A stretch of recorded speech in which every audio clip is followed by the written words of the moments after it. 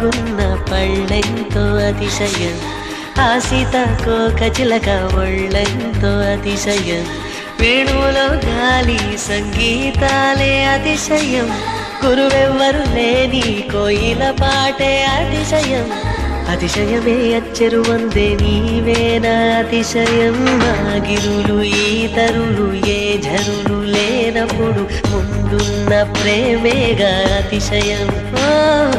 16 ప్రయాణ పర్వంలో అందరికీ పుట్టేటి ప్రేమేగా అతిశయం.